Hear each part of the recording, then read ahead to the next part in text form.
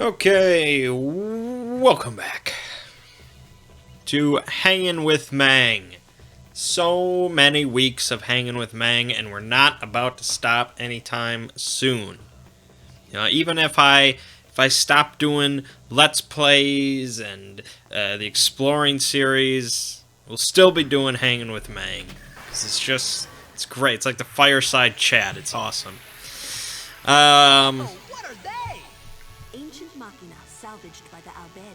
So we're playing Final Fantasy X.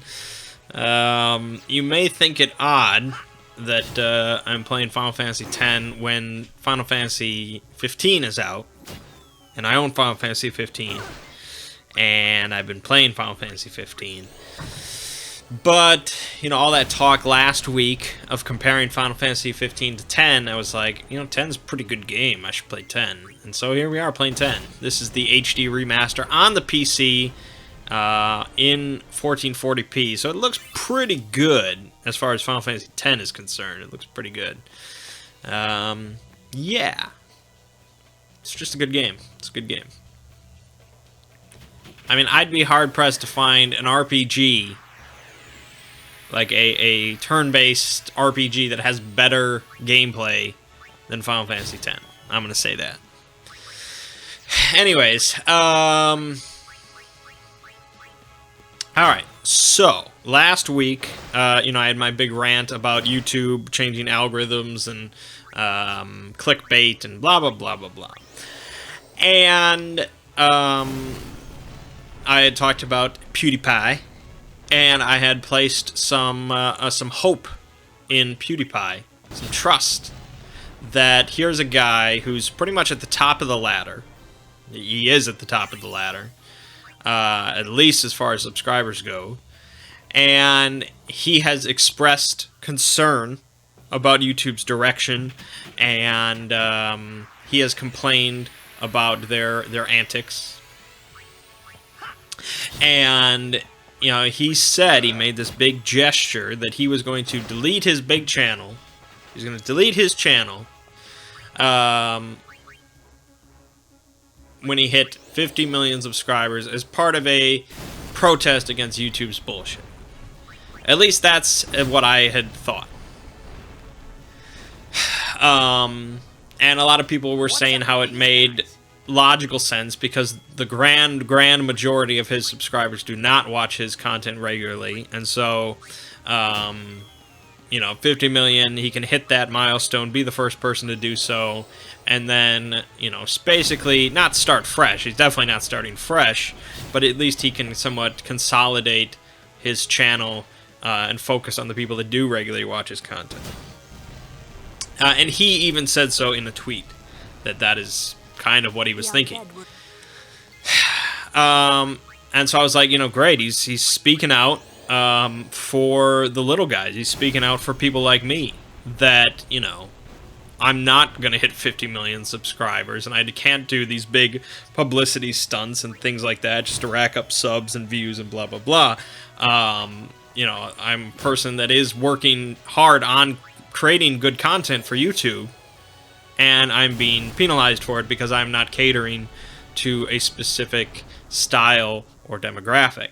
So, yes, I place some hope and trust in PewDiePie that he had the potential to do something really good for YouTube, for the sake of YouTube as far as content is concerned. And then he kind of fucked it all up. Of course. You may have heard the whole story. I'm sure it was pretty big on the interwebs. He hit 50 million, and he said, I'm deleting my channel tomorrow, blah, blah, blah. The next day, he puts out a video of him deleting his alternate channel that had about 1 million or so subs. And he said that's the joke. And, all his fans were like, PewDiePie's the greatest, he's the best troll on the internet, I love him, this is so awesome, he's the best. And everybody that dislikes PewDiePie are like, what the hell, man, who is this guy, what an asshole, he's so stupid. And life goes on. Unfortunately, for me, and many YouTubers like me, that does nothing. That does nothing for us. He completely overshadowed and somewhat invalidated our entire argument.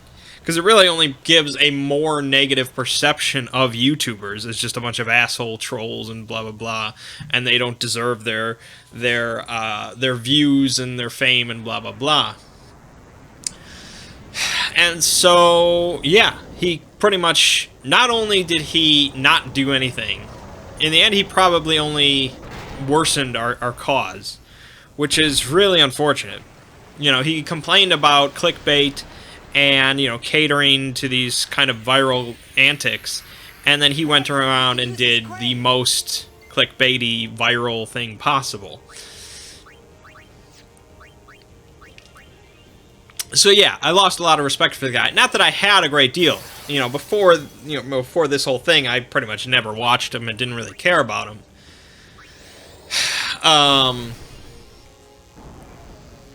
But now it's like, wow, yeah. Now I have a story when people talk about PewDiePie. Like, let me tell you some shit about PewDiePie.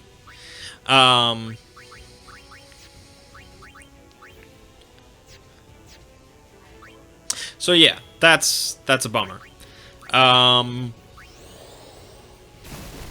Not that my channel, I mean, I'm not even middle of the road, I guess. My channel is probably below average in popularity. And so there are people that are suffering much more than I am. People that probably, you know, it's basically their livelihood. People that do pay bills based on their YouTube content, then there's suddenly, you know, they're making 30-40% less money. And there are people that are lower on the scale than me that aren't, you know, it doesn't really bother them that much. And there are people that are seeing a boost because of all these algorithm changes for whatever reason, because they are catering to that style or what have you. So, you know, it's a difficult thing to say. Obviously, I would like them to... I'd like them to change it. I'd like them to go back to where it was. Again, I don't want to get onto some, like, elitist soapbox or anything and say, my content is better than yours. I mean, obviously, I think it is. Obviously, I think my Exploring series stuff is better than, you know, if you see red, you're colorblind. You know, I like, that's not content. That is the lack of content. So obviously, I would, if I didn't think that, I'd like be ashamed of my own content. That would just be disgraceful. So yes, obviously, I think my stuff is good and is worthy of being viewed. But I have no control. There's really nothing I can do. Even if I put out a video saying, this is what YouTube is doing, this is what I think they're doing, I think it's bad, I think it's wrong, it just wouldn't change anything. That's why I had hope in PewDiePie, because his voice could potentially make a difference, and he really fucked it up. You hurt them. Not that my channel is, like, in the dumps or anything like that. It's, compared to 3 months ago, like, I would kill to what I have now, what I'm doing daily now. But compared to 2 months ago, yeah, could be better. Compared to a month ago, yeah, it could be better. The one thing I've noticed over the last almost 2 weeks now is it's very consistent. It's very consistent. Like 600, 700 views pretty much every hour of the day, non-stop. So, you know, YouTube is recommending my stuff to less people, but it's like recommending it at a very consistent rate. Whereas over the last couple months, we would see like huge spikes. I see. Where it would just like rocket up to, you know, He's my uncle, but I've never like 50,000 views in one day or something like that. Where now it's like very consistent, 15,000 or so every day. On my mother's side, yes. It's, yeah, so we're going to keep going. We're going to keep trucking. The orc video is going public tomorrow. when I first started working on the orc video, I thought it was going to be a bonus video that I was going to put out on Friday as like a, hey, surprise, here's a bonus video, a short little one on orcs. But it turned out to be around 6.5 minutes. And so I was like, that's fairly long for a bonus video. I mean, it could just be a regular video. And so, yeah, I got a little lazy and I decided just make it the regular video for this week. To make up for it, next week, I'm going to be doing I believe I'm going to be doing a Creatures of Middle-earth video, so it's going to be kind of a compilation, kind of like I did with the Roundup videos for Cthulhu Mythos. So we're going to be talking about trolls and ents and the eagles and oliphants and wargs and the creatures that live underneath the surface of the world and are gnawing at the roots of the planet and stuff, you know, things like that. So that should be good. Yeah, I mean, so far, just pure statistically, the videos on Middle-earth that focus on bad guys tend to perform higher than videos that focus on the good guys. The Sauron video outperforms the Gandalf video. The Morgoth video outperforms pretty much everything. You know, the Dragons and Balrogs video is very good. Dwarves outperform men and elves for whatever reason. I'm not sure people really like dwarves. So hopefully, I'm hoping that the orcs one does pretty well. And I think the creatures one could do very well.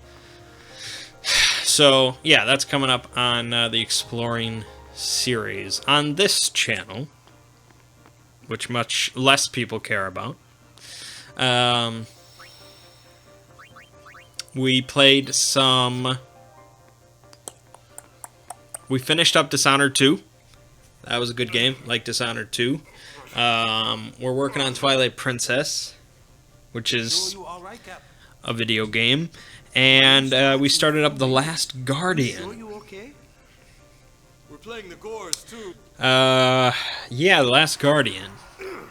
I mean, I've only put out 2 videos so far. I'm sure many people that bought Last Guardian day 1 have already like beaten it. But I'm very slow, so it's gonna take a little while. You know, it does remind me a lot of Shadow of the Colossus. It's just kind of weird and I don't know.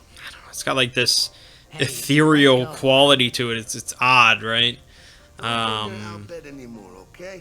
It's odd stuff. The most important thing to me in any video game is gameplay.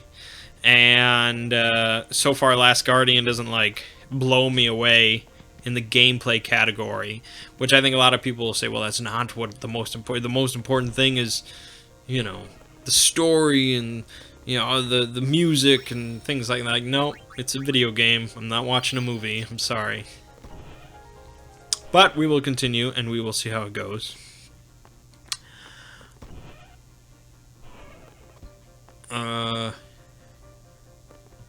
Please, don't.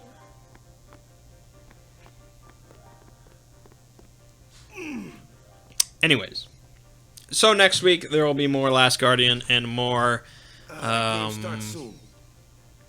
Twilight Princess. I think next Saturday. This is a tentative plan. Ziggy and I are going to be doing. We're going to be playing Mythos Tales, which is the Lovecraft Sherlock Holmes consulting detective type game. So we're going to be doing a case of that. I'm probably going to record that. And we're also going to be doing probably a top 10 list. I think top 10 N64 games. So that should be a couple of interesting videos next week. And then hopefully D&D as well. And next week, of course, is Star Wars Rogue One. Looking forward to that. So, yes. I'm warming a bench. Yeah. Okay, so on Monday, All right, boys, let's win this one. played some more Mechs versus Minions. We only got one mission done throughout the whole night. Even though really it took us like an hour and a half or so to do the mission, and then it was like, well, we don't quite want to start another one, so Hey, you weren't supposed to see that. it didn't take that long that it was like, oh, it's the whole night. It's just 2 missions does take a while if you don't finish the first one quickly enough. So the mission consisted of... Gave it your all, didn't you? it was the first introduction of the lava wall. So basically, we had to like push this bomb down this huge stretch of map, and like blocking off and, you know, like intercepting these minions that were trying to destroy it. And we were out racing this lava wall that kept on moving behind us. It was kind of a stressful mission. But who could have imagined? We failed the first time like spectacularly. I think we won in the second attempt. And it didn't come down. It actually did not come down. Yeah, it came down to the wire. It always comes down to the wire. I'll be honest. But I don't think it came down to like just one lucky dice roll. So that's good. That's good.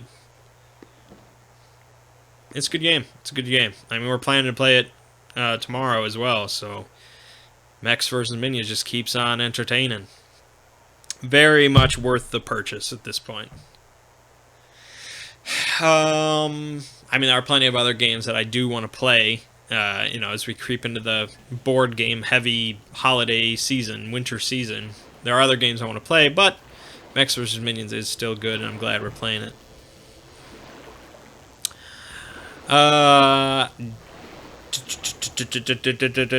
Dungeons and Dragons. Let's talk about that while we play some Blitz Ball.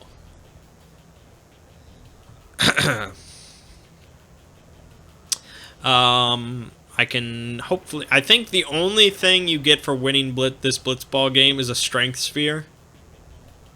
Which is nice. It's nice to boost Titus's strength. But it doesn't really matter if you win or lose. Some people are absolutely nuts about Blitzball. They love it so much, they would buy a standalone Blitzball game. And then there's people like Spoonie that fucking hate Blitzball. I'm probably somewhere leaning towards Spoonie. I don't like it. I never,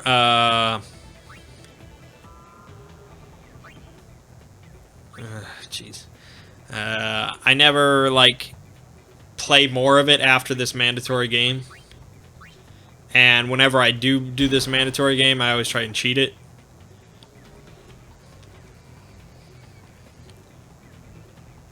So,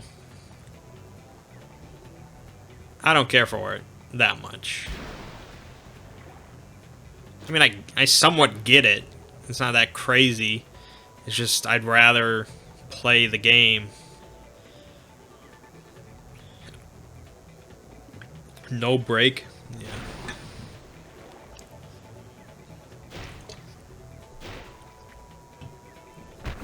Holy shit, man. This team sucks ass. This is the Jacksonville Jaguars of Blitzball I'm playing as. Anyways, let's talk about Dungeons & Dragons. So let's see. We started off with... last time we ended with us killing the dragon, throwing the big party, and me kind of sneaking off to make sure that the...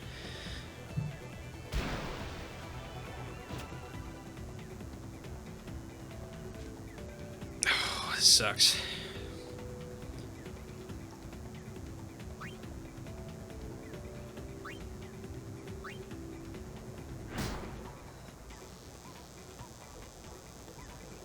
I mean, he's gonna fucking get it, so it doesn't matter.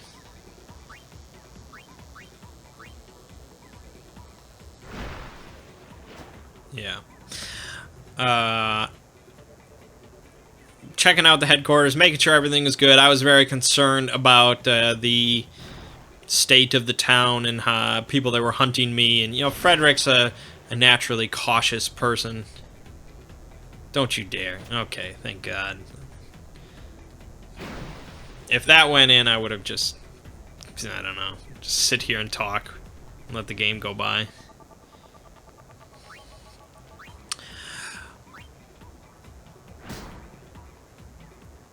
So I was worried about the town, but I figured, you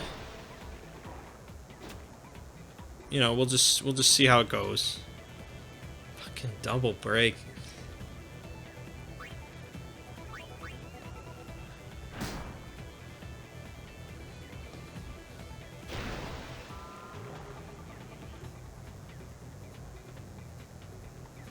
Yeah, surprise, surprise. Really, this first half is just trying to get them to not score on you, so you can do the jack shot in the second half and win the game. But now we have to get 2 points. So, anyways, so we find out that most of Drake's blades, or the leaders of Drake's blades, were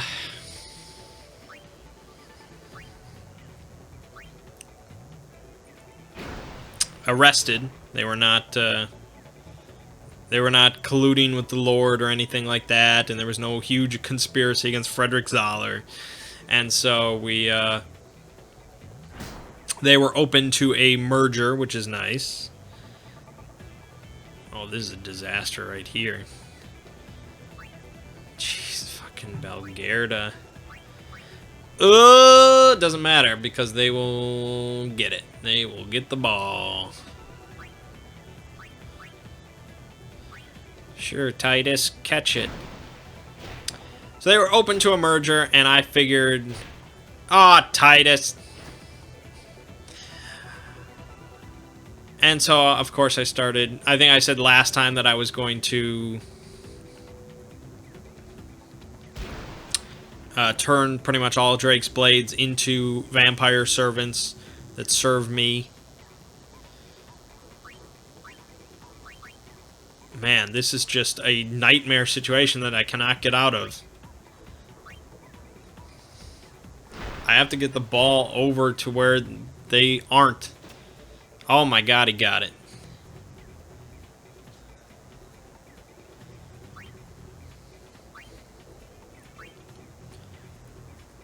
Okay, that could work. Actually, no, it won't work.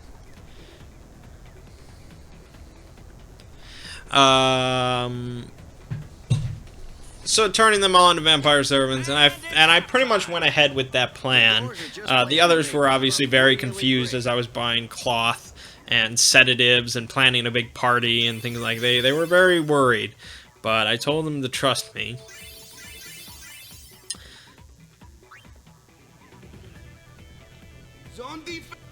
And What about me? I went to the lore. I spoke to Lord Belmont, and he paid me money. He paid me, I think, 1,600 or so gold pieces, which isn't bad. It's nice to have. I don't know if he would have paid me anything if I hadn't said something. The jack shot.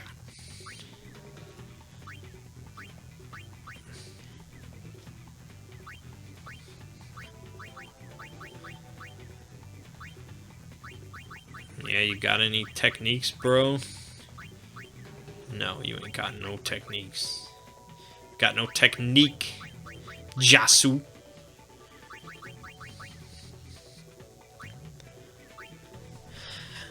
Yeah, so I went around town, started buying things up. The other guys organized this little mini expedition back into the Dragon Cave to see, you know, about this mysterious door and the areas with the myconids to see if they could, you know, find anything, what's going on in there. And so we all went in there. I decided to go with because I didn't want to be left out.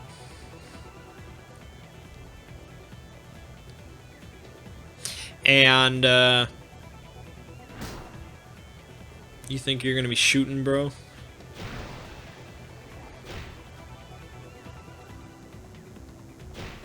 Good. Nice. Very nice. Okay, we will not break the gav, but nor will we be able to pass anyways. Maybe I should break the gav. Grab. Anyways. That is not going anywhere near Titus. So we go into the cave. They check out the dragon's lair part. They don't really find much, but they loot Ovum's body. And Ovum, for some reason, his face is miraculously preserved by Artemis, I guess. And so there's nothing is torn or burnt or ripped or anything like that. It's beautiful Ovum face. But they still loot his body.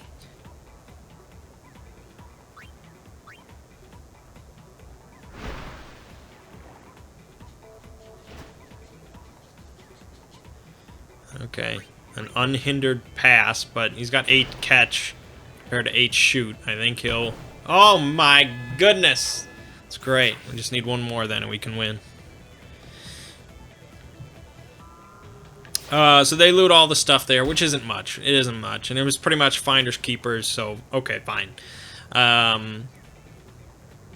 We check out the mysterious door, and since I could read deep speech, there is text written on it in deep speech that says this door is sealed.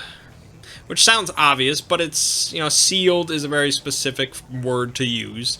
You know, it's not closed, it's not locked or anything. It's sealed, which means something is sealed inside on purpose. And generally you don't seal in your treasures. You seal in bad stuff.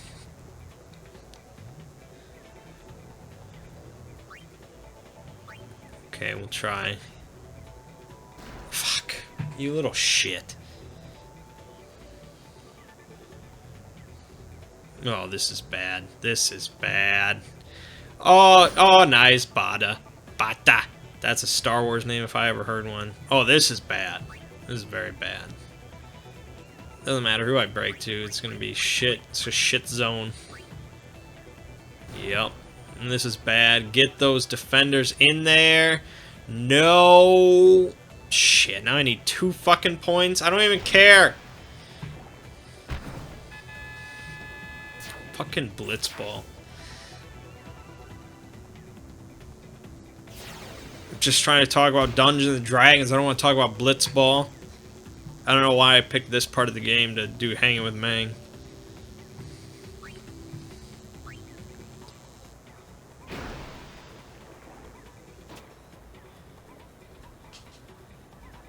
The fans are getting the Auroch spirits. Anyways, so yeah, the mysterious door is sealed. Apparently by somebody that speaks deep speech, possibly Githyanki, possibly Mind Flayers, somebody from the Underdark. And we don't have the key for it. The key is like some mysterious indentation. Who knows what it could be? And so we're just like, whatever. The little halfling that's following us as part of the crew says that, oh, he could open it. You know, if he has enough time, he could open it. He's sure. So I'm like, all right, go ahead, whatever. Everyone see. And then there's the third thing is the little hole that leads to the Myconids. And I'm like, why would we slaughter Myconids? You know, they're not like intelligent. They're not hoarding gold or anything back there. They're just creatures. He's leaving.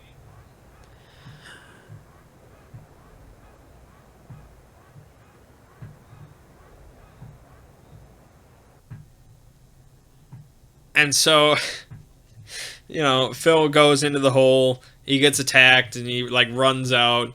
And that's it. That's the end of the Myconids. And we all leave, and it wasn't a great expedition, but okay. To be honest, I did. It really was the Oryx. And so we go back. We have the big feast, of which I had You know, I had gone to the Dim Light Inn. I wanted them to cater the whole thing, and I said that I was very particular about food that is served. I'm a bit of a connoisseur, so I'd like to inspect it before the food goes over to the feast. And sure enough, I went over there and I inspected it, and I covered it in the sedatives that I had purchased from the rarities shop as a nice, like, thick glaze on all the food. And we sent the food over there. We had a big feast. I, of course, didn't eat anything.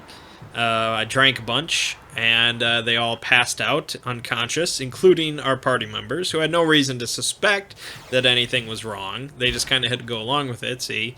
If they had suspected something, that's what we call metagaming, and that's pretty bad, because there would be no reason to suspect that your leader is a vampire that is going to convert you or anything like that. So, you may have noticed in the Blitzball game that I did not get the chance to do the Jack shot, and so we're probably going to lose. We just don't have enough time to get 2 more points.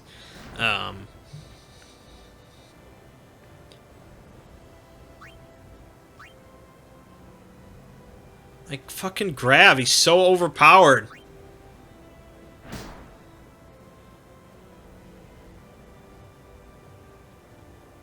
I mean, I don't care.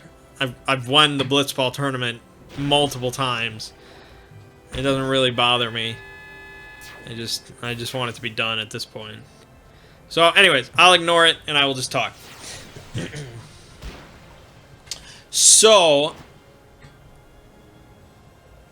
they're all unconscious, and as part of the ritual to convert people into a vampire at this point is I have to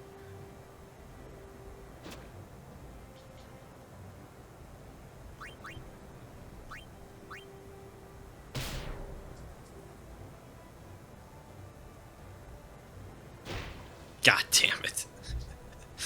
I have to bite them, then I have to bury them alive for 13 hours, and then rejuvenate them with some of my own blood. And when I first read it, I was like, okay, it all makes sense. But then later I was like, you know, this doesn't make sense, because how am I going to bury them alive? You know, there's no soil pretty much anywhere, at least this far down. It's just not going to happen. And so I was unclear on what people actually do with their dead in an underground thing. Like, I don't know where they put them. And so he clarified that basically you just have to cut off all air and light to the body, so wrapping them in cloth will do the job. And so that seemed the most logical, rather than finding like 12 coffins or something like that. So I went and I did the ritual to everyone except of my 2 main companions. Now, of course, that is meta, in a sense. Truth be told, you know, Frederick, in a story, you know, whatever, he probably would have converted everybody. But it seemed wrong to me as a player to just be like, yeah, you're vampires now. Go screw yourselves. As it turns out, later on, they both admitted that they would have been perfectly fine becoming vampires. And it would have made sense to them, they said. So yeah, I probably could have converted them, and it may come to that later on, whether out of necessity or out of want, that they both get turned into my vampire minions. And I discussed that with Ziggy, like what would happen if they became my minions, because NPCs that become my minions just pretty much follow my commands. But players, obviously, that's a bit too much. So I think you would say they just have more willpower, which they do. So they couldn't attack me willingly unless I attacked them first. That would pretty much be the only minion part, which wouldn't really happen anyways.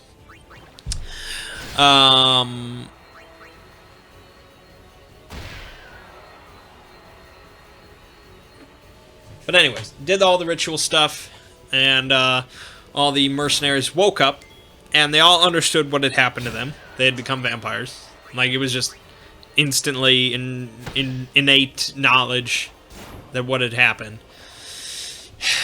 And so I was like, you know, I've given you power. I've given you the keys to the kingdom.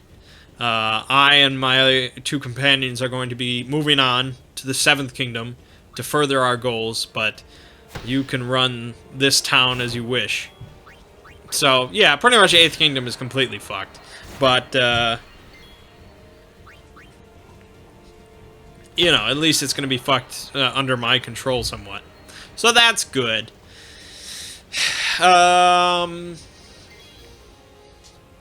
So the others awoke, and they had no idea anything had happened.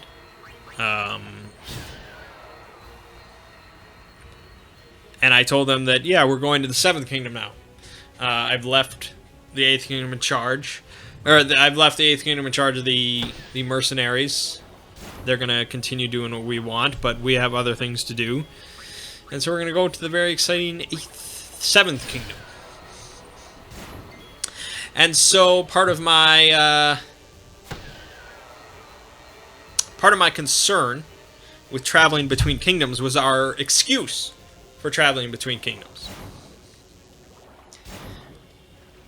We're not, like, I don't know. I actually don't know. I could have probably asked, because I think Frederick has traveled between kingdoms. But I wasn't sure if they would just allow 3 or 4 people to just kind of wander around between kingdoms. Maybe in the 7th kingdom, maybe in the 6th kingdom, maybe in the 3rd kingdom, but every kingdom, I'm not sure. So I decided the best bet was to masquerade as merchants. It seems that merchants have the most freedom to travel between kingdoms. So I decided to go and buy a wagon, like a cart, and to buy some goods, and we're going to masquerade as merchants. It seemed like a fine plan to me. And so we go to the shop, we buy the cart, we buy a giant mole that drives the cart, I buy some goods, we throw it all in the wagon, and we're just about ready to go when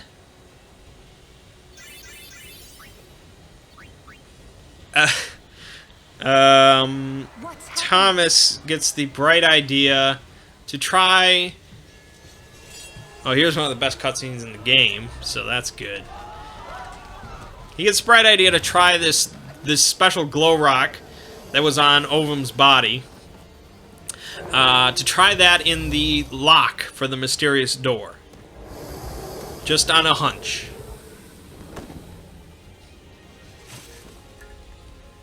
And so he, we all make the march up there, and I'm like, you know, make it quick.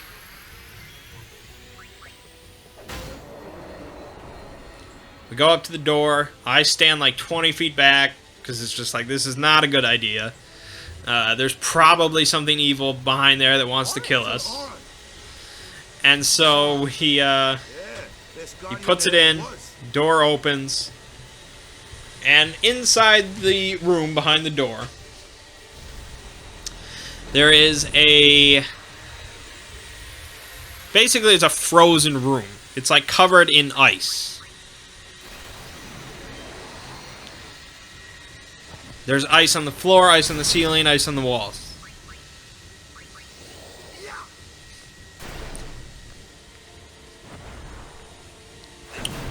And all the way in the back of the room, in like a little niche, there is a kind of a shrouded figure.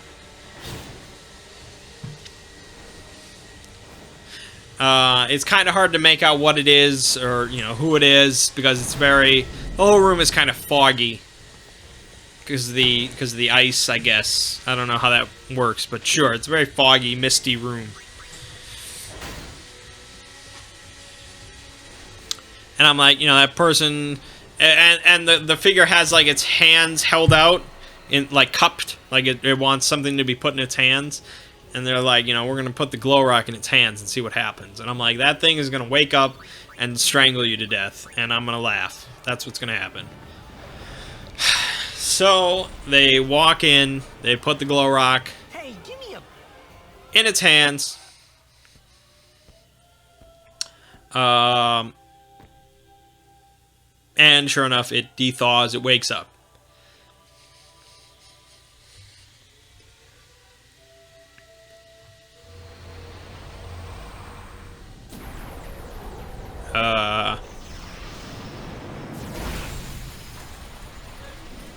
Here you go, though. Here's a cutscene. Here's a cutscene. If you've never played Final Fantasy X, here's some Final Fantasy shit going on right here.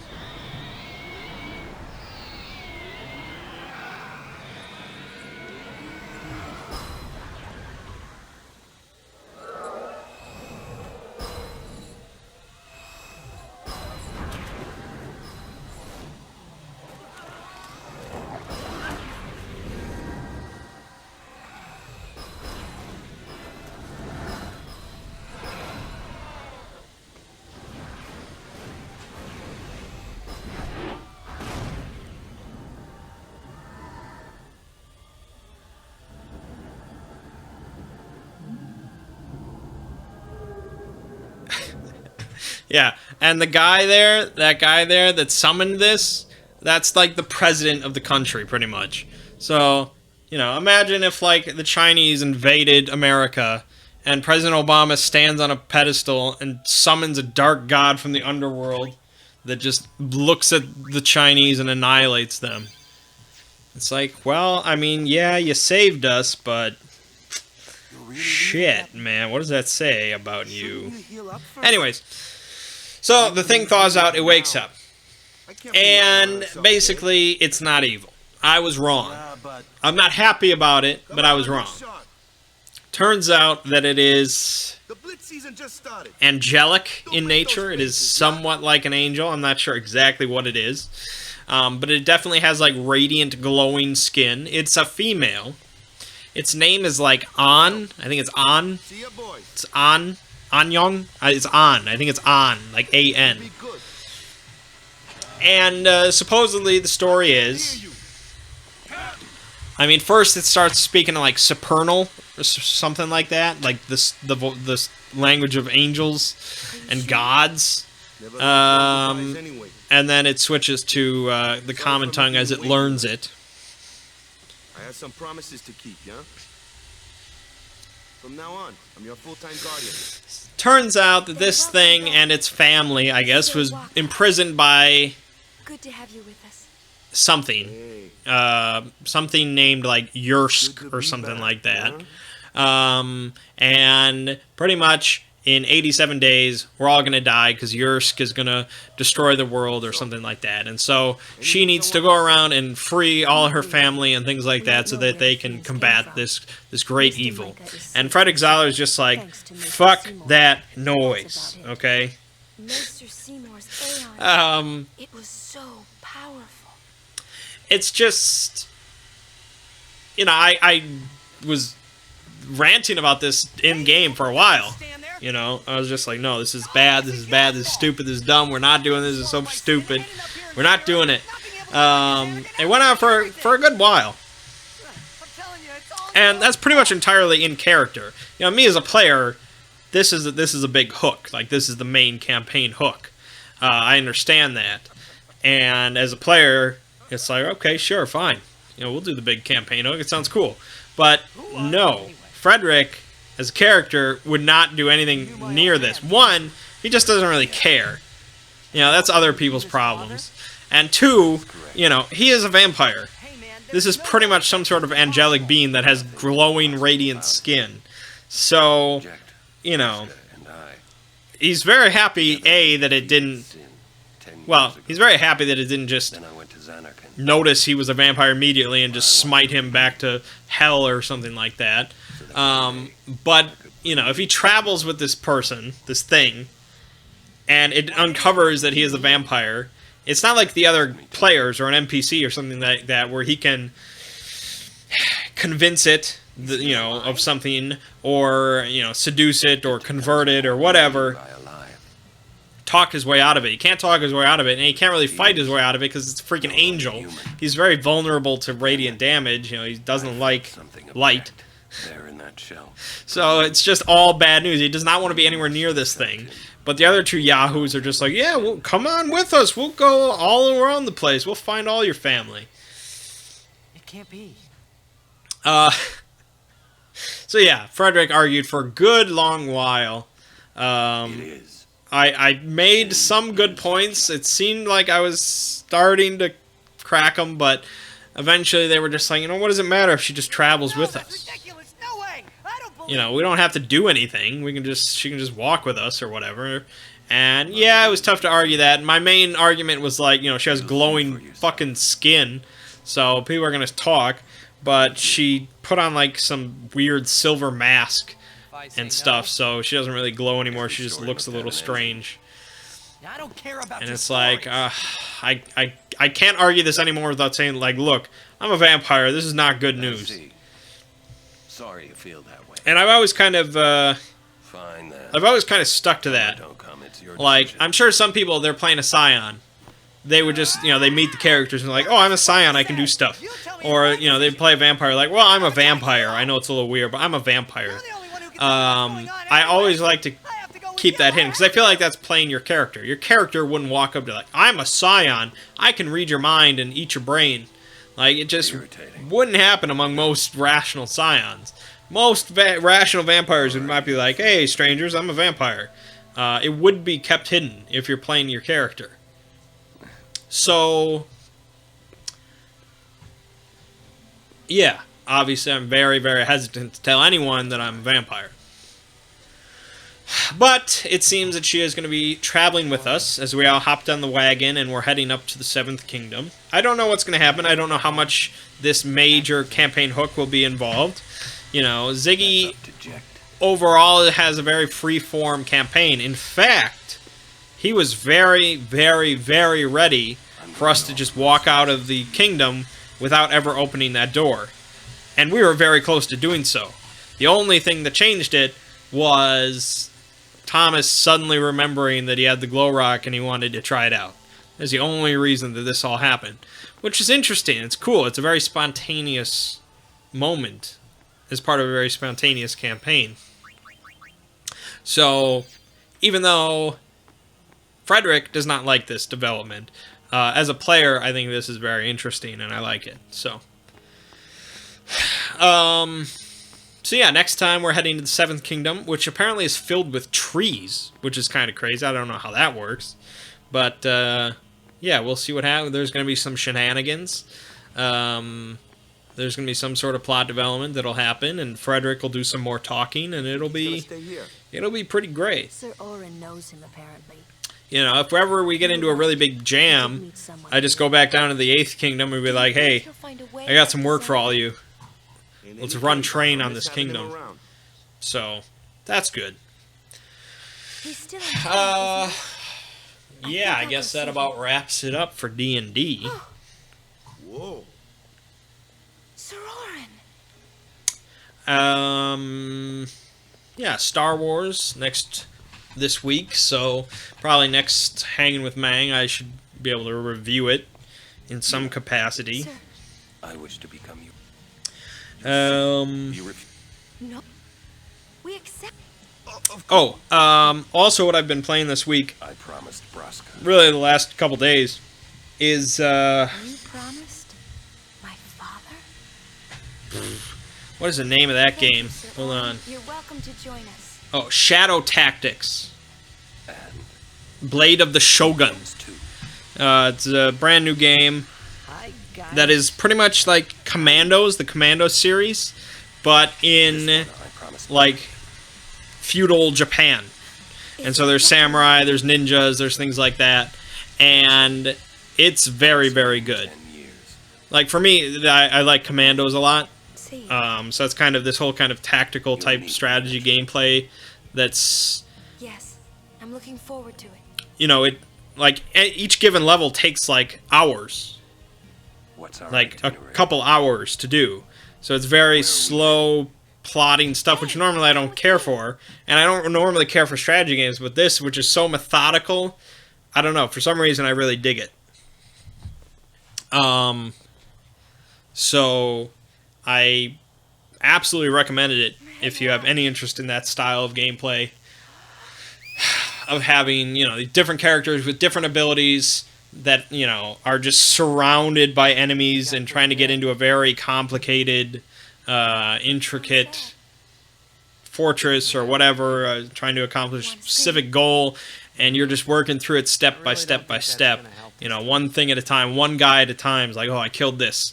All right, sweet, awesome, quick save. All right, now I got to kill this guy. You know, now I got to approach this situation where you have 5 guys that are like all looking at each other, and it's very difficult to try and pick them off one by one.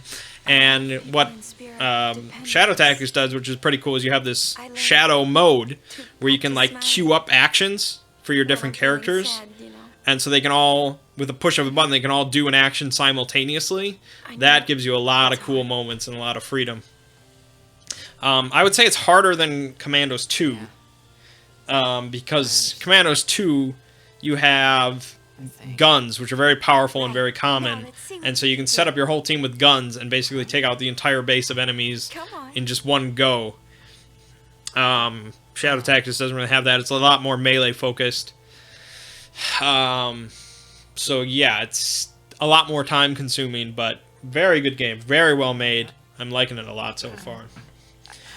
And yeah, here you have probably the worst cutscene in the history of any Final Fantasy game, pretty much to ever exist. Like, when people talk about Final Fantasy X, this cutscene is what they're referring to. I'm trying to talk over it, but we're going to get to a point here where it's just...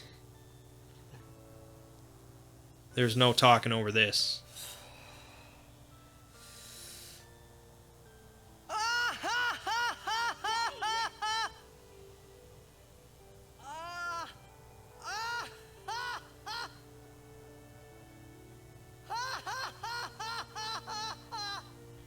You probably shouldn't laugh anymore. I love how every character is just like, you know, they're thinking the exact same thing you are. Like, what the fuck? What is this? Like, even the game creators were like, this is bad. Guys, this is bad.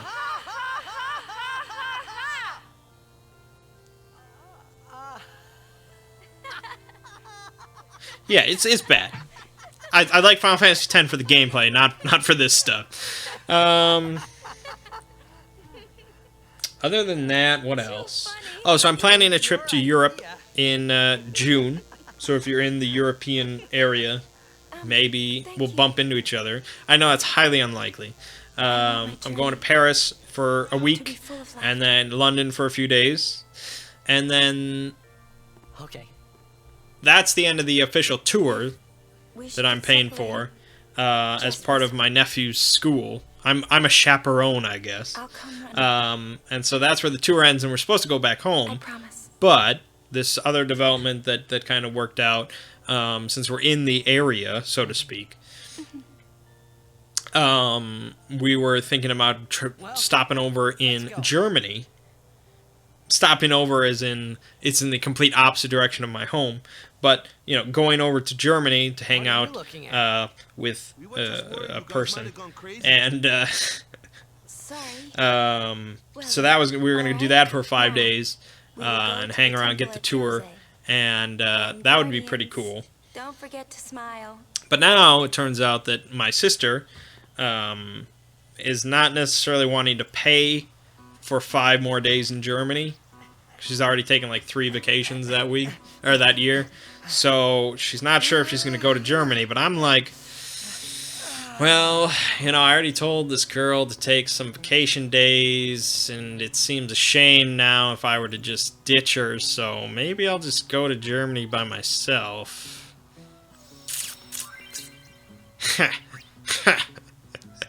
So that could be interesting. Who knows? Who knows? Yeah, that's all. It's all going pretty well. All right, so I guess that's about it. Check out Orc video tomorrow. more Last Guardian, more Twilight Princess, more D&D, maybe some Mythos Tales, maybe top 10. Yeah. My name is Mangg. This has been Hanging with Mangg. I'll see you fine folks next week.